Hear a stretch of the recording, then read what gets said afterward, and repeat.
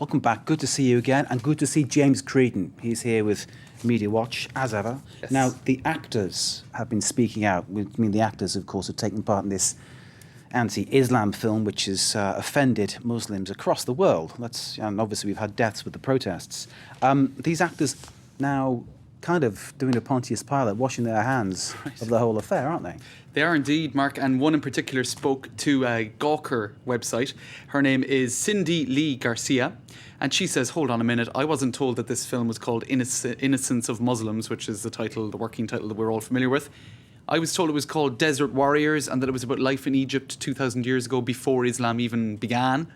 And every time you hear me saying Muhammad in the film, I was actually saying something else entirely. Master George, who was a character in the script I had. So this extraordinary story where she's saying that the actors were completely misled. That's an extract, well, not an extract, but a still from the YouTube. And this is the lady here who spoke to Gawker saying, we were just totally misled and we're extremely upset as a cast and crew. So there you go. And it turns out Sam Basile had told people on set that he was Egyptian, and he was overheard speaking Arabic, which doesn't fit with what he told Associated Press and the Wall Street Journal, that he was Israeli and that this was 100% Jewish funded.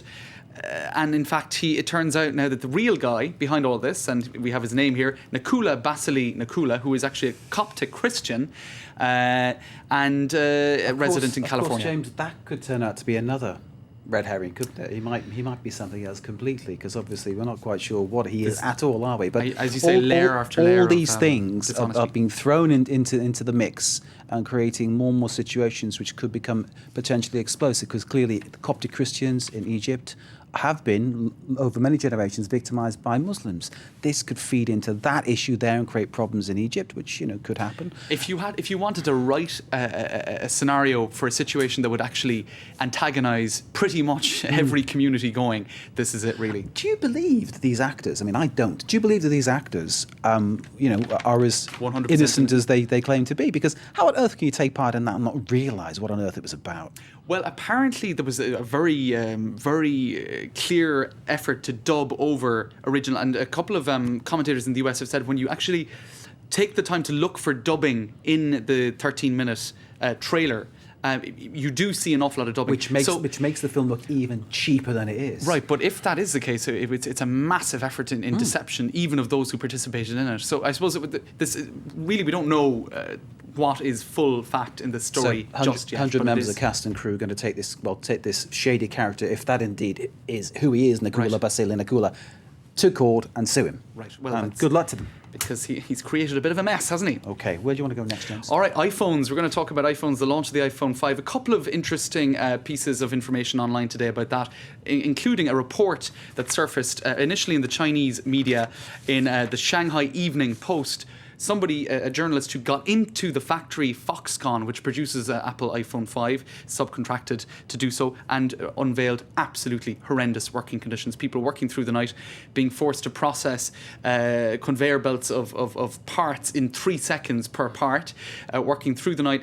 A lot of suicides reported in the dormitory where the people work on site, sleep on site rather. And in fact, just now in the Taipei Times, this came in just moments ago, another Foxconn worker falls to death in China. So what we're seeing here is the conditions in which the iPhone 5 are being made. In China factory. Apparently they bricked up the windows. It's an awful story, but perhaps it is worth pointing that out, because what we're actually seeing is a huge amount of, what would you say, just fuss around the launch of this iPhone 5.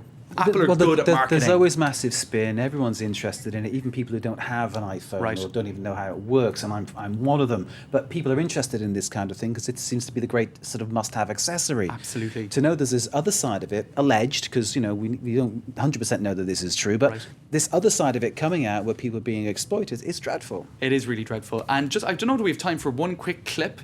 Let's take a look at this. People pretending that they see such a massive difference between the iPhone 5 and the iPhone 4.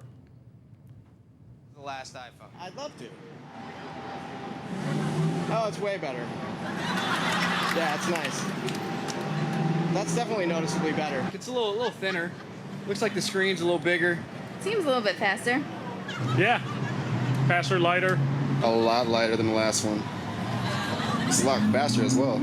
They've actually looked at the iPhone 4. That was the iPhone 4. And they can't tell the difference. No. There we go. Well, they think they can. I can tell the difference between margarine and butter. That's in the song somewhere, isn't it? James, thank you very much Thanks, Mark. indeed. James Creedon, as ever, illuminating us with Media Watch.